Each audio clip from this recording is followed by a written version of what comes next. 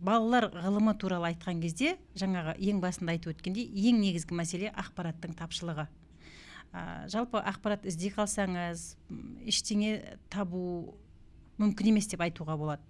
Тіпті мен өзімнің баламды зерде ғылыми жарысына қатыстырған кезде оның қашан басталатыны, қашан аяқталатыны туралы ақпарат ешқай жерде жоқ. Ол жаңағы мектептерге келеді, мектеп сізге оның күндерін шатыспай айтса, шатыспай барасыз. Егер мысалы шатыстырып айтса, 4 қаңтарда демалып жатқан мектептің есік терезесін қағып, жаңағыдай баламның ғылыми жобасының макетін алып кетейін деп жүгіріп жүресіз.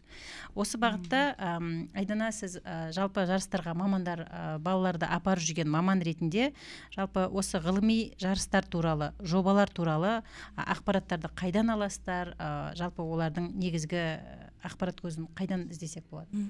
Қайырлы күн тағы да. Осы тұрғыда ғылыми жобаларға балаларды дайындап келемін. Осы бірнеше жыл болғандықтан ғылыми жобаларға балаларды дайындау барысы бізде көбінесе WhatsApp желісінде, әлде біздің жұмыс жасайтын орнымызда, орталығымызда заведующийларымызға хаттар келеді. Хаттардан кейін бізге мұғалімдерге таратылады. Осындай күні, осындай жерде аудандық, бірінші мектеп аралық, сосын аудандық, қалалық ғылыми жобалар жарысы басталады деп айтылады.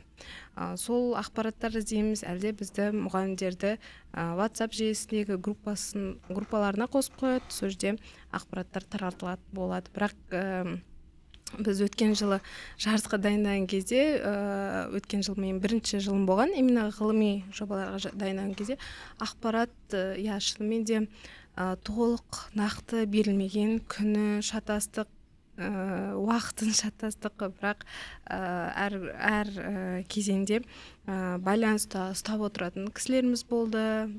Солардың арқасында біз күнін, уақытын біліп отырдық.